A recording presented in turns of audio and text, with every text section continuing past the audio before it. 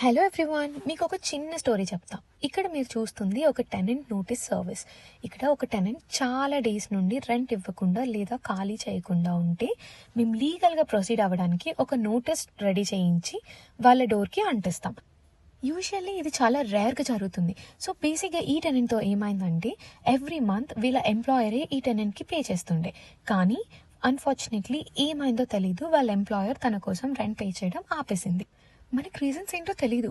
So మనం లీగల్గా proceed అవ్వడానికి ఒక నోటీస్ అనేది వాళ్ళ డోర్కి అంటించాలి. కాబట్టి ఇప్పుడు నేను ఇక్కడ ఉన్నాను.